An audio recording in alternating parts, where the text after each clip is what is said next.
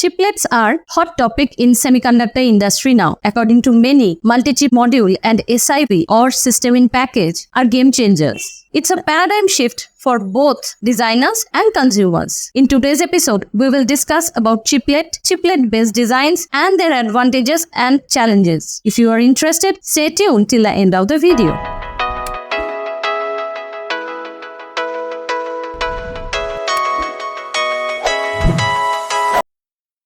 So let's see the pointers which we will cover today. First, what is a chiplet? Next, monolithic versus multi-chip module. Third, advantages of multi-chip module. Next, various multi-chip modules. Then come heterogeneous integration. After that, heterogeneous integration. Next, motivation for heterogeneous integration. And finally, challenges of heterogeneous integration. So let's move to the first slide. What is a chiplet? A chiplet is a tiny integrated circuit with subset of total functionality. It's designed to work alongside many other similar chiplets to form larger chip with complex functionality. To get the total functionality, we need to use multiple chiplets because a chiplet is just a fraction or a subset of the total functionality. So, to get the total functionality, we need to use multiple chiplets. Third point is a set of chiplets can be implemented in a mix and match fashion, and that approach has several advantages over a traditional system on chip. We will discuss this point in different other slides also, because this is the unique feature of chiplet based design, that is MCM, and we will discuss in other slides also.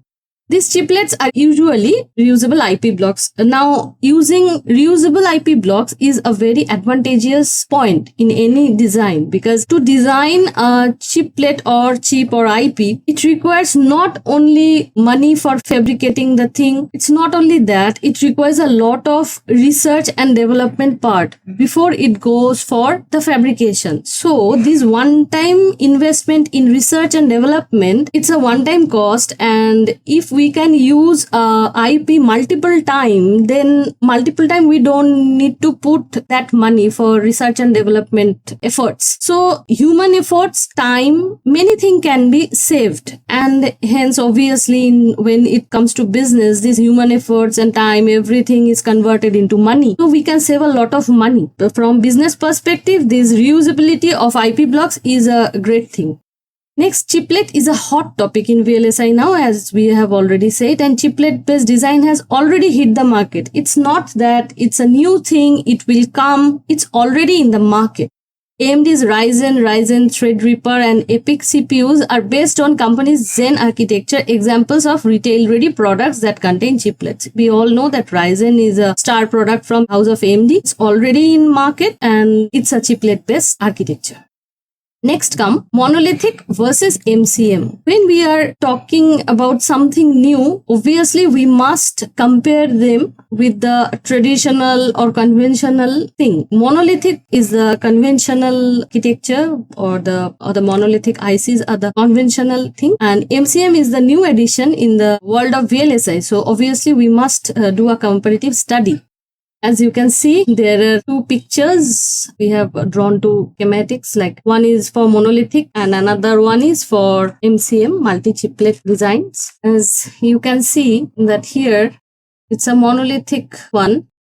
And for multi-core, obviously it's a multi-core CPU, just as it's in trend for many years now. And now in one part, you can see the 4-core, here also 4-core, different 4 cores and all connected. And here it's something different, like it is interposer, that is the base. We will come to that point also, what is interposer and all. These are 4 chiplets. These are basically chiplets, and these wavy dot types of things, these are basically interface of the chiplet. When multiple chiplets are there must be a common base on which these multiple chiplets are positioned and kept so that the system can work. So the whole thing can work as a system. So these are that's bonding and these interfaces. And as you can see, 4 cores here, 4 different these blocks are on the same silicon, and here also on the same interposer. It's these four are separated. Total functionality, as we have seen in the first slide, that total functionality is divided. That's obviously it's divided, and these are fabricated separately, and then the assembling thing is here. So in a monolithic IC, many functions are built on same silicon, as we can see. And then in a chiplet based design, multiple chiplet, each with smaller subset of bigger functionality and feature, are integrated together to form a more complex and bigger system to achieve bigger functionality and list of features. Although these list of functionality and features are same for these two things, these two design or architecture, but the way it's achieved is completely different. Here it's fabricated on the same silicon, whereas those four parts are fabricated separately and then they are assembled. Such an assembly is called multi-chiplet module. As we are saying MCM for last two slides, it's multi-chiplet module. Although multi-chiplet module doesn't have to be a complete system, rather it's a tightly coupled subsystem or a module in a package. It doesn't have to be the whole system. Let's move to the next slide. So what are the advantages of MCM? Obviously, MCM is as good as its chiplets and the technology or the liberty the process provides it. Chiplets can be designed on the optimum process node. Performance, power, cost for the particular function and or feature size and yield. So as we all know that performance, power, cost, these are the key factors when we are fabricating an IP. Because if the performance is not good, then there is no market, so there is no money. If power dissipation is high, no one is going to buy your chip, and cost is not optimum, then there is no point of making it because it's all about business. And obviously feature size depends a lot, because as we go down, depending on the feature size, a whole lot of technology node, and for the technology node, the fabrication methods, the equipments, tools, big laboratories. So it's a huge billion-dollar investment, and if the yield is not good for a particular feature size or technology node or something new, how much interesting or attractive it sounds initially, it has no market value. This VLSI is a completely market driven subject, so money is the key factor and consumer benefits is the key factor. If consumer doesn't feel that he or she is getting benefited with the technology or the money he or she has invested, there is no point of working on it. No one is going to buy, and if it's not a viable product, then its future is obviously doomed. When monolithic silicon has reached its limit, and chiplets are much easier and cheaper to manufacture. Obviously cheaper things, if we can get the same functionality where expense is less, it's the greatest thing. Chiplet-based design allows integration of potentially incompatible semiconductor materials such as gallium nitride, silicon carbide, etc. on same system, because it's not getting manufactured on the same silicon. We are manufacturing it on multiple chiplets and then assembling them. So apparently potentially incompatible semiconductors such as silicon and then gallium nitride, silicon carbide, all these are compound semiconductors. This product or component made with such materials can be integrated on the same system. Chiplets can be reused over multiple products and projects. We already have mentioned that it's a reusable IP. So we can reuse on multiple products, and obviously that will help us to save the one-time cost of research and development. Now, in first slide, we said about that mix and match thing that can be used in mix and match fashion. So here, designer can select the right combination of chiplets for their needs. So for one system, designer can select suppose there are chiplets A, B, C, D, E, 4, 5 chiplets, and designer can select A, B, C, D for some design and can select A, B, C, E for some other design. He can also design another system with B, C, D, E. So this mix and match fashion, and you don't have to take all. You can select from there which is optimum for your design. That's a great liberty from a perspective of a designer. Non-recurring engineering cost is less for chiplet-based designs. Obviously, if we can use an IP, so engineering, that non-recurring engineering cost which is put into that research development, that is not repeated every time. It's once designed and used multiple times. So obviously, you invest for once in research and development and earn from it for multiple times. So let's move to the next slide. Different types of MCMs. there are two types of MCMs, as we can see. One is homogeneous and another is heterogeneous. So let's see what are these different types of MCMs. Homogeneous MCMs contains chiplet from only one or a single chip maker. An example would be obviously AMD Ryzen Zen 3 processor. So different chiplet based design, that is an MCM, is made with multiple chiplets. And those all chiplets, although they are chiplets, but they are sourced from same maker, house of same maker. Like AMD Ryzen, all sourced from house of AMD. And heterogeneous MCM is different.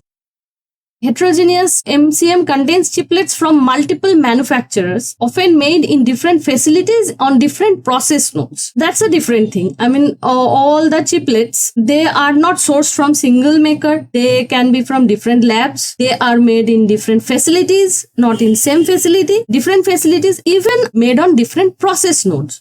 Heterogeneous MCM might include a combination of CPU, GPU, NPU, FPGA, and/or special purpose chiplets. Chip consumer can assemble the optimum selection of chiplets into a heterogeneous chiplet MCM for their needs, and chiplet suppliers can manufacture their chiplets in the ideal location or node for price, performance, and area. So we can see that a heterogeneous MCM can include different types of CPU, GPU, NPU, FPGA, everything, and they are not sourced from a single maker. They can be sourced from different makers, and different makers, they build their or they fabricate their chips from different fabricators. I mean, the source, their price, performance, area of everything are different, and that it's depend on the need of the customer, and based on that a designer take the decision that which chiplet will be included for that purpose or for that customer, depending on the price or performance and everything. So heterogeneous MCM is all about that.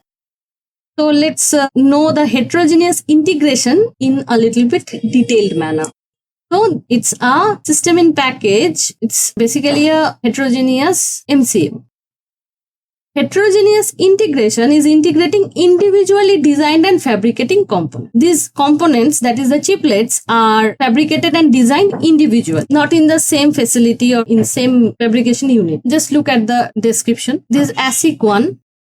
The chiplet 1, fabrication unit 1, technology node is 14 nanometer and built on 300 millimeter wafer. In a system in package, there is CPU, the core, that is chiplet 2 from fab 2, 5 nanometer, 300 nanometer wafer. And these are the IO, chiplet for IO interfacing, and that's built on 90 nanometer and on 200 millimeter wafer. And third fab, not like the previous one. This previous one was built on, and this is the third chiplet, that is IO for IO interface, and that is built in some other fabrication unit, built on 90 nanometer node and 200 millimeter wafer. Now this is fourth type of chiplet, that is high bandwidth memory, HBM, built in 22 nanometer node, 300 millimeter wafer, and fab facility is fourth fab facility, completely different. Now MEMS, they are built in some other facility on 240 nanometer, 150 millimeter wafer. So all types of chiplets, they are sourced from other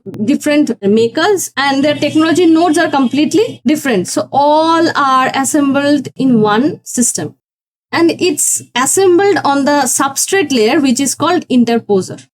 Obviously, the final objective is to make a system that perform like SoC. Although it's called system in package. In a chiplet based design, it's called a system in package or SIP. Now, SIP can be vertical stacking. It's a new concept, that is vertical stacking, that is 3D or adjacent placement, that is 2.5D of chiplets on the substrate layer called interposer. With 3D stacking and 2.5D placement, these all can be done on interposer. Intel Agilex, AMD EPIC are the commercially available heterogeneous 3D SIP. SIP provides greater functionality and achieves better operating characteristics, which are challenging to achieve on a single die SoC. Obviously, we are talking about this heterogeneous integration, 3D stacking, everything. Obviously, they have some advantages which cannot be achieved on single die SoC. That's why we are talking about it. So now let's see what are the advantages. So motivation for heterogeneous integration.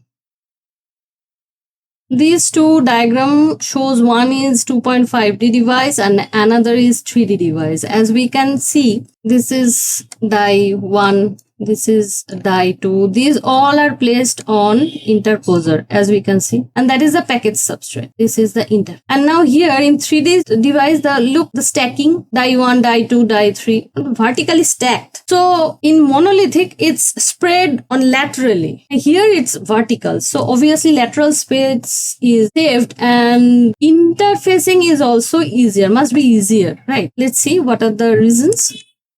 Heterogeneous integration offer technical, functional, and material diversity. Technical is obviously, in a single SIP, we can assemble multiple chiplets from multiple makers and multiple technology node. It's a great flexibility. Functionality, obviously, different functional, a bigger and complex function can be break into some subsets and then can be fabricated on chiplets. And material diversity, we have already covered that point, that on mismatching materials like silicon carbide, gallium nitride based chiplets can be fabricated assembled together with silicon based chiplets.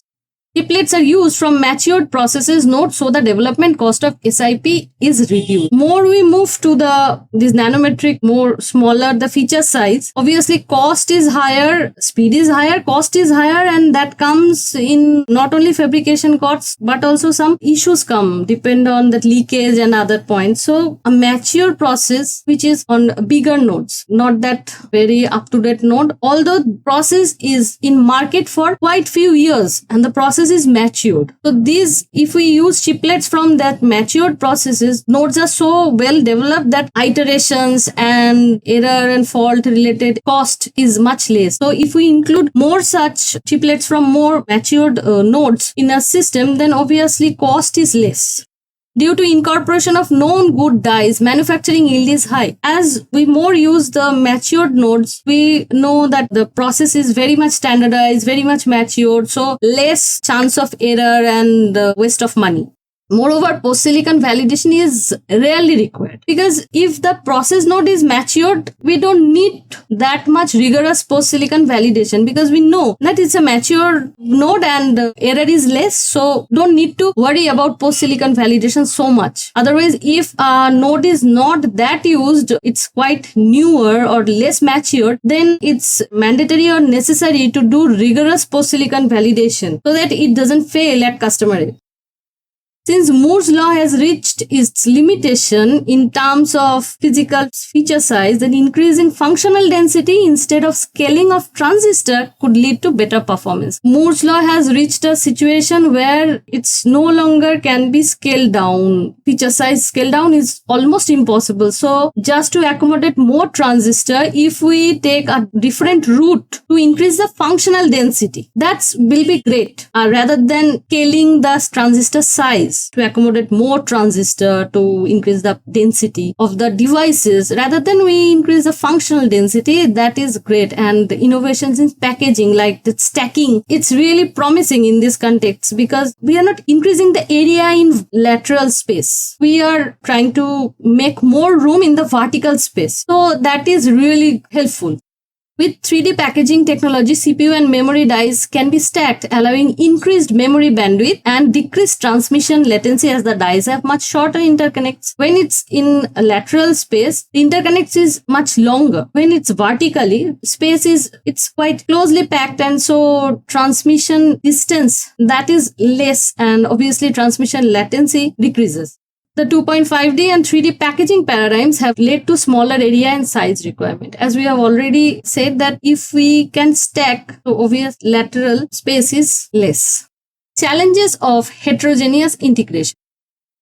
One big challenge in SIP design is the interfacing of chiplets due to variety of chiplets and I/O interfaces. Well, now chiplets in heterogeneous integration, chiplets are sourced from different makers. So they're interfacing variety of chiplets and their I/O interfaces, and since it's from different nodes, different technology, and sometimes with different materials, their interface is a point of concern. Now, ultra-short range SerDes is suitable for high-speed interconnection in die-to-die communication via 2.5D and 3D packaging technologies. Many processor or many methods are interfacing are there. It's a big theory and many discussions and researches are going on this aspect. Here, we have not concentrated on that point much because our scope is very less. It's a sub-part of the total topic, that is challenges. So, we restricted us in some bullets.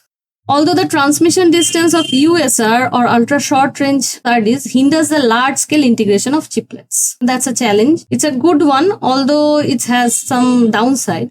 Universal Chiplet Interconnect Express, that is UCIe, is an open industry standard interconnect that provides chiplets with high bandwidth, low latency, power efficient and cost-effective on-package connectivity. Heterogeneous integration can increase the overall power density of the SiP, which can in turn increase total package power dissipation. Power is generally dissipated as heat and it can increase thermal crosstalk and temperature sensitive components need further thermal isolation. Crosstalk is not expected and it's not desired one. So obviously power dissipation, the point of power dissipation must be taken into account. And since chiplets are sourced from different makers, a question arises who take ownership in root cause analysis and fixes once sold to third party. That's a concern from business point of view. Obviously, that's a business point of view thing. When multiple makers or big houses are working together, their products are assembled on a single design, this kind of question may arise. And so more challenges of heterogeneous integration.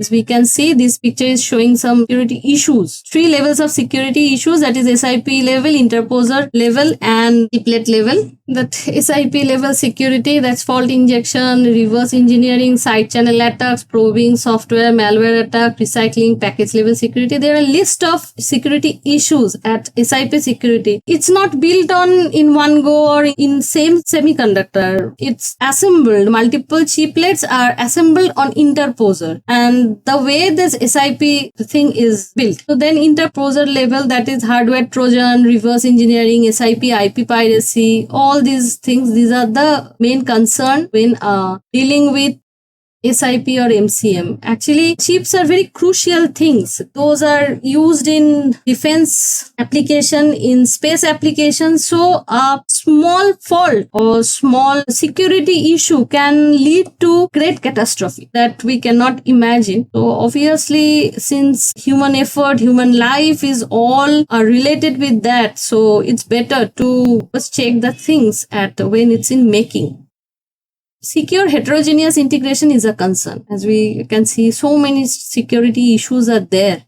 Both at chiplet and interposer level is required. Strong security policy can protect integrity and confidentiality of any IP when multiple makers, their products are involved and it's not from single one. It's not that the design is completed and it packed and sealed from one facility. So there should be, when multiple houses are there must be some security policy. These are altogether different topic and many you can find in internet. Many papers and articles are there based on that because it's altogether different topic and in-depth discussions have been going on and already been made on that. So we are not including all the things here.